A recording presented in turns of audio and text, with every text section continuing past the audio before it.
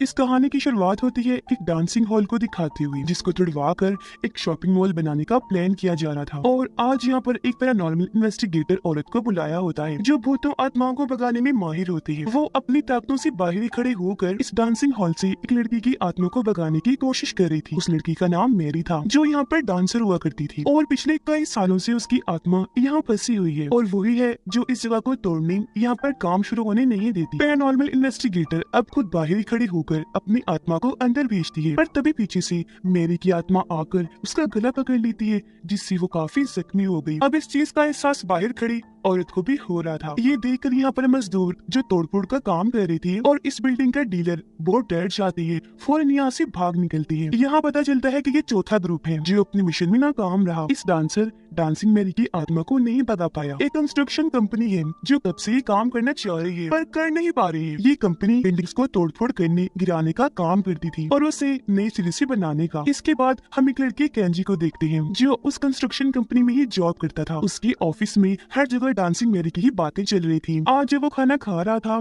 तो उस dancing hall को गिराने की जिम्मेदारी अब उसे दे दी जाती है, यानी अब उस भूतिया जगह को केंजी को तोड़वाना है। जहाँ बाकियों की तरह पहले तो वो भी डर जाता है, लेकिन फिर पैरानॉर्मल इन्वेस्टिगेटर की मदद लेने का फैसला करता है। बड़ी मुश्किल से उसे पैरानॉर्मल इन्वेस्टिगेटर्स का एक ग्रुप मिलता है जो उसका साथ देने के लिए तैयार हो जाते हैं, यानी डांसिंग मेरी की आत्मा को वहाँ से भगाने के लिए। इसलिए खुशी खुशी केंजी उन्हें अपने साथ उस डांसिंग हॉल में ले जाता है। पर जब ये लोग वहाँ पहुँचे तो इतना डर गए कि कोई भी अंदर जाने के लिए तैयार नहीं था, क्योंकि उन्हें पता था कि मेरी बहुत ताकतवर आत्मा है और हमारी ताकतें उसके आगे कुछ भी नहीं। अब जब केंजी बिल्डिंग की तरफ देखता है तो एक पल के लिए उसे भी डांसिंग मेरी की आत्मा दिख जाती है। वो भी इतना डर गया कि जल्दी से वहाँ से भाग जाता है। उसे देखकर वो ग्रुप भी भाग गया। अब थक हार कर केंजी घर वापस आ गया। उसे कुछ समझ नहीं आ रही थी कि मैं वहाँ से भूत कैसे भगाऊं, जबकि कंपनी का मालिक भी काफी परेशान था क्योंकि उसके लोग उसे बार बार उस जगह को तोड़वाने के लिए कह रही थी। तब तंग आकर वो फैसला करता है कि अगर 3 दिन तक उस जगह को ना तोड़वाया गया तो मैं आखिर में उस पूरी बिल्डिंग को बॉम्ब से ही उड़वा दूंगा। ये बॉम्ब धमाकों वाले काम के लिए वो एक आदमी की मदद लेता है जिसका यही काम था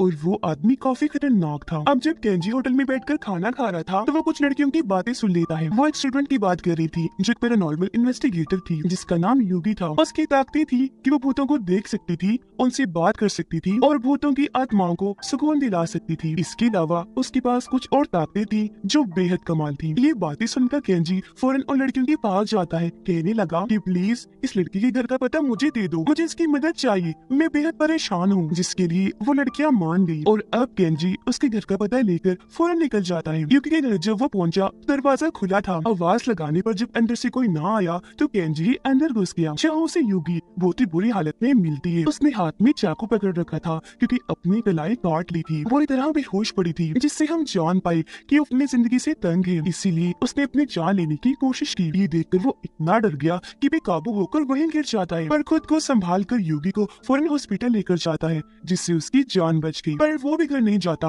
उसके साथ ही हॉस्पिटल रुकता है। यहाँ केंजी की मुलाकात 2 मरीज औरतों से हुई जिन्हें कैंसर था। उनके पास टाइम बहुत कम था, बहुत जल्द उनकी मौत हो जानी थी। वो केंजी से बातें करने लगी, जिंदगी की अहम बातें बताती है कि तुम जिंदगी में ऐसे जियो कि तुम्हें फख्र हो और हमेशा अपने जीने का मकसद ढूंढो कि आखिर तुम्हें किस लिए पैदा किया गया है। फिर रात होते ही केंजी वहाँ से चला गया। फिर जब युगी को होश आई तो वो दोनों औरतें अब उसके साथ बातें करने लगी। ये लोग काफी हंसी खुशी अपना वक्त गुजारती हैं और ऐसे ही रात गुजर गई।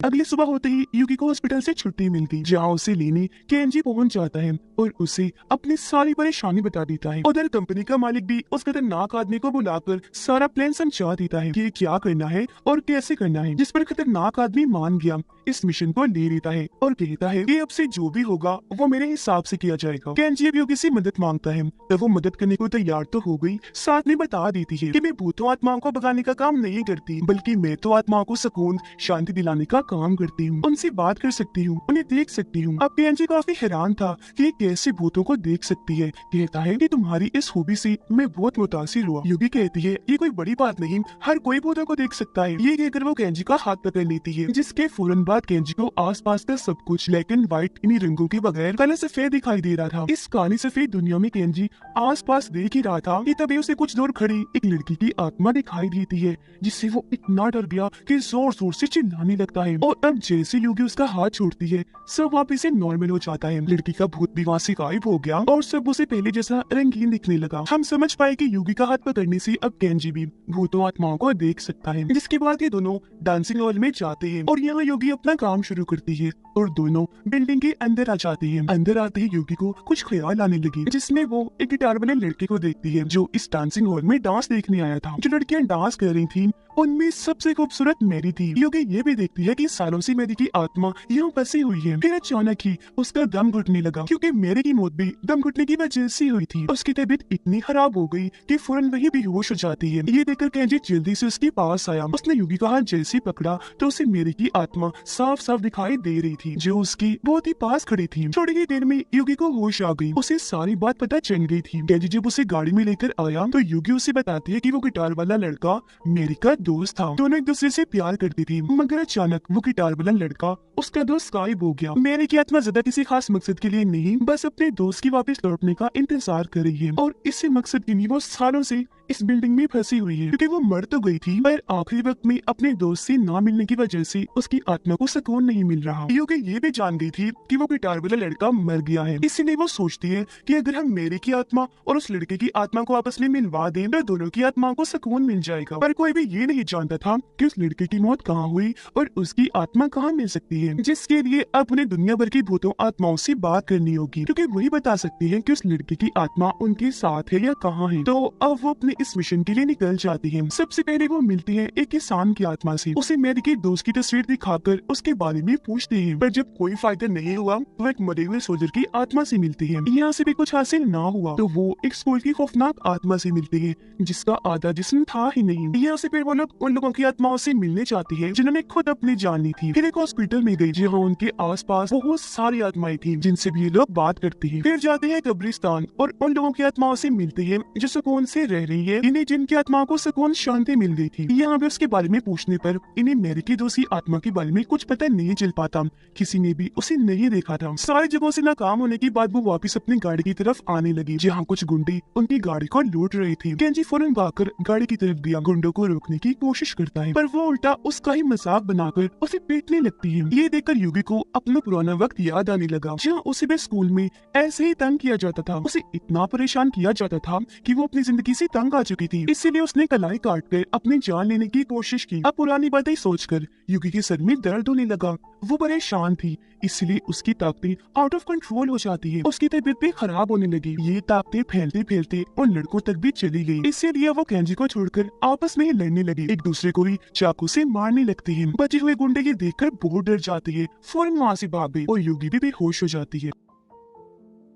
अब पता चला कि स्कूल में परेशान होने की वजह से युगी ने स्कूल छोड़ दिया। होश में आने पर वो अपनी ये बात केंजी को भी बताती है, पर तभी सामने उसे एक बाइकर की आत्मा दिखाई देती है जो हेलमेट पहनकर वहाँ बैठा हुआ था। युगी उसके पास जाकर मेरी की दोस्त की आत्मा के बारे में पूछती है। तब यहाँ खुशकिस्मती से वो बाइकर एक तरफ इशारा करके बता देता है कि उसकी आत्मा वहाँ है, जिससे ये दोनों खुश हो गई कि शुक्र है हम आखिरकार सही आत्मा से मिल ही लिए। अब ये दोनों उस बाइकर की आत्मा के बताए हुए रास्ते पर निकल जाते हैं। इन्हें रात हो गई और ये एक अजीब सी अंधेरी जगह पर पहुंचते हैं। वहाँ एक बिल्डिंग थी जिसके अंदर ये लोग चले जाते हैं। अंदर इन्हें 3 लोगों की आत्माएं दिखाई देती है जिनको ये पता नहीं था कि हम मर चुके हैं। युगी उन्हें मेरी की दोस्त की तस्वीर दिखाकर उसकी आत्मा के बारे में पूछती है, तो वो बताते हैं कि इसे तो हमारे बॉस ने ताइवान भेज दिया था क्योंकि इसके सर पर बहुत सारा कर्ज था। ये बताने के बाद वो आत्माएं युगी के साथ बदतमीजी करने लगी, जहाँ केंजी उन्हें बता ही देता है कि तुम आत्माएं हो तो ये कैसी हरकतें कर रहे हो, तुम तो मर चुके हो। ये सुनते ही आत्माएं गुस्से से चढ़ जाती है, अपनी जेब से चाकू निकालकर उन्हें मारने के लिए आगे बढ़ती हैं। और ये लोग जल्दी से वहाँ से भागकर अपनी जान बचा ही लेते हैं, लेकिन हड़बड़ी में दोनों का पैर फिसल गया, ये नीचे गिर गई। तब एक दूसरी आत्मा युगी को खींचकर अपने साथ ले जाती है। जब केंजी उस जगह पर जाकर देखता है तो उसे पता चला कि ये एक बेघर आदमी की आत्मा थी जो अब इनसे बातें करने लगा। बताता है कि मेरी मौत नींद में ही हो गई थी। आत्मा को जब पता चला कि केंजी उस कंस्ट्रक्शन कंपनी में काम करता है तो उसे बहुत गुस्सा आ जाता है। वो चिढ़ गया, जोर से चिल्लाने लगा। दरअसल हुआ यूं था कि ये बेघर आदमी और इसके दोस्त उस डांसिंग हॉल के पास बड़े आराम से रह रही थी, पर केंजी की कंपनी ने उन सबको वहाँ से भगा दिया और उनके रहने का जरिया छीन लिया, जिससे ये बात साबित हुई कि कहीं ना कहीं इस आदमी की मौत केंजी की कंपनी की वजह से हुई। इस बात से आदमी दुखी होकर रोने लगा।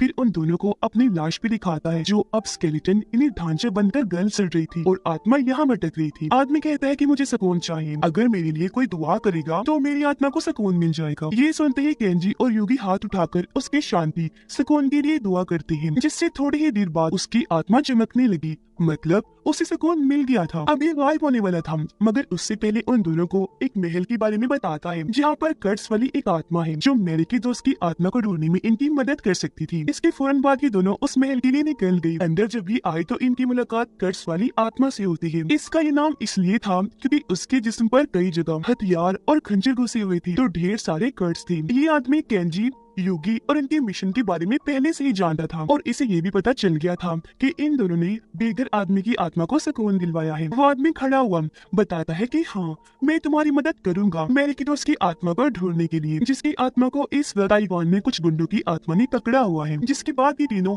ताइवान जाने के लिए प्लेन में बैठ जाते हैं। प्लेन से उतरने के बाद जब भी बाजार में चल रही थी तो वो आदमी अपनी कहानी बताता है। हमें पता चला कि ये गुंडों का बॉस था, पर एक दिन एक दूसरे ग्रुप के बॉस ने इसके लोगों को अपनी तरफ कर लिया था और इसको सभी लोगों ने मिलकर बहुत सारे खंजर और चाकू दे मारी, जिससे वहीं उसकी मौत हो गई। जिसके बाद ये दोनों पहुंच जाते हैं मेरे के दोस्त की आत्मा के ठिकाने पर, जहाँ उसे गुंडों की आत्मा ने पकड़ के कैद किया हुआ था। ये आदमी जब आगे बढ़ा तो दरवाजे पर 3 गुंडे खड़े थे। उन्हें देखते ही वो दौड़ा और अपने जिस्म से खंजर निकालकर उन पर हमला कर देता है। एक की पेट में घुसा देता है, एक की गर्दन काट देता है और एक का चीरा ही काट के रख देता है।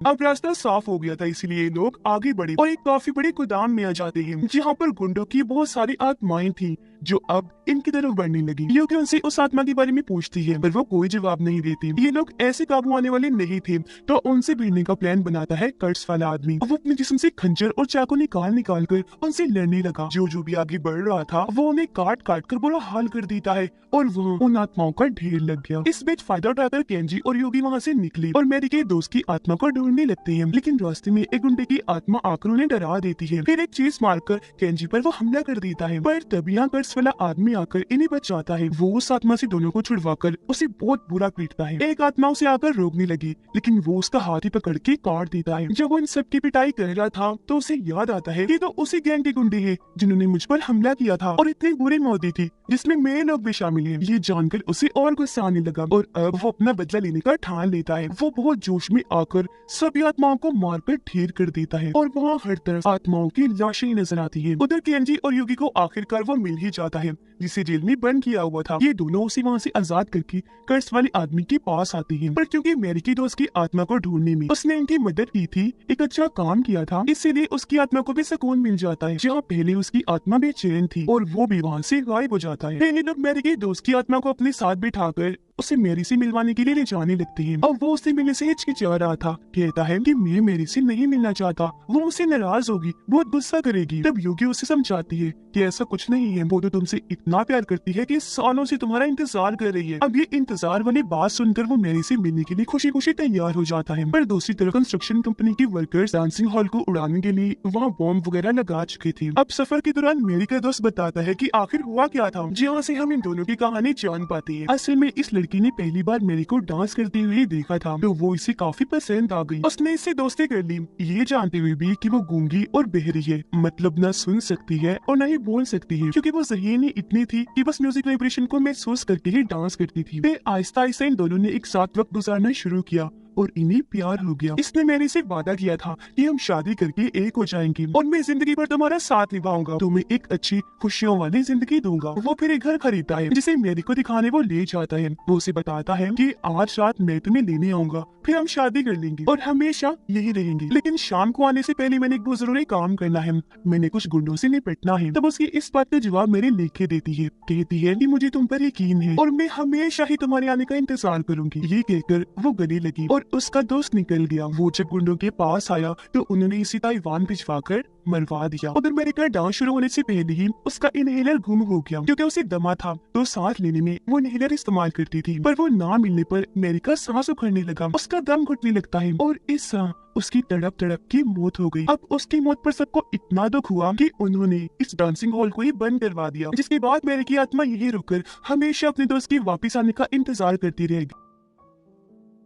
ये कहानी बताने के बाद उसका दोस्त भी मेरी से मिलने के लिए और बेचैन हो गया और गाड़ी की स्पीड बढ़वा देता है, पर इतनी स्पीड की वजह से पुलिस गाड़ी रुकवाने के लिए बीच में आ जाती है। अब क्योंकि मेरी का दोस्त जल्द से जल्द जाना चाहता था, तो पुलिस के फजूल पूछताछ से बचने के लिए वो केंजी के जिस्म में घुस जाता है और उसके जिस्म को अपने हिसाब से कंट्रोल करने लगता है। उसकी आंखें एकदम डरावनी भूतिया हो गई थी और अब वो पुलिस को चकमा देकर फुल स्पीड में गाड़ी वहाँ से भगा लेता है। इससे योगी काफी डर गई, लेकिन तभी गाड़ी के सामने अचानक हॉस्पिटल वाली औरतें आ जाती है जिन्हें कैंसर था। वो गाड़ी भगाता गया और उन दोनों औरतों के अंदर से लेकर गुजर जाता है, पर उन्हें कुछ नहीं होता। जो देखकर योगी के होश उड़ गए कि ये तो जिंदा थी। असली वो जिंदा नहीं, उसी हॉस्पिटल में मर गई थी क्योंकि उनके पास टाइम कम था और वो यहाँ युगी को आखिरी अलविदा कहने आई थी। वो खतरनाक आदमी भी बॉम्ब को फोड़ने के लिए वहाँ आ गया था। इससे पहले कि ऐसा करके वो डांसिंग हॉल को उड़ाते, वहाँ केंजी और योगी आ जाती है। अब केंजी, जिसके जिसमें मेरी की दोस्त की आत्मा थी, वो ये तबाही रुकवाने के लिए आगे बढ़ा, तो वो लोग उसे ही पकड़कर पीटने लगती है। इस बीच उसकी आत्मा केंजी के जिस्म से निकलकर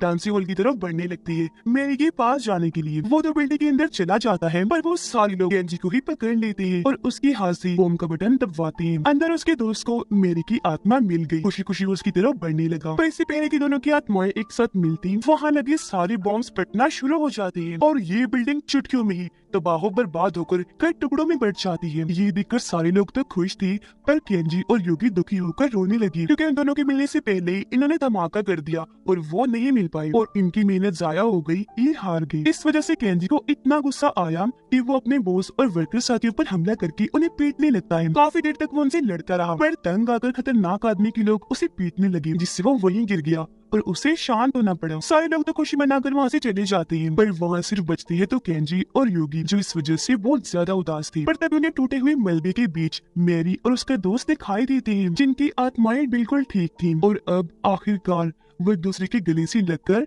मिल ही जाती हैं। ये देखकर दोनों की खुशी का कोई ठिकाना ही नहीं रहता क्योंकि अपने मिशन इन दोनों की आत्माओं को मिलवाने में वो कामयाब हो गई थी। अब मेरी और उसकी दोस्त की आत्माएं भी चमकने लगी क्योंकि उनको भी सुकून शांति मिल गई थी। इसीलिए वो देखते ही देखते वहाँ से गायब हो जाती है। अब यहाँ नोटिस करने वाली बात ये है कि केंजी ने उसका हाथ नहीं पकड़ा हुआ था, वो वैसे उन आत्माओं को देख पा रहा था, जिसका मतलब कि इस पूरे हादसे ने उसे भी भूतों आत्माओं को देखने, उनसे बात करने की ताकत दे दी है। यह योगी भी बहुत खुश थी और अब वो कभी भी खुद को खत्म करने और अपनी जान न लेने का फैसला करती है क्योंकि जिंदगी के बारे में उसकी सोच बदल चुकी थी। मिशन के पूरा होते ही उन दोनों के मिलते ही ये दोनों भी खुशी खुशी वहाँ से चले जाते हैं और इसी हैप्पी एंडिंग के साथ ही ये फिल्म इधर ही खत्म हो जाती है।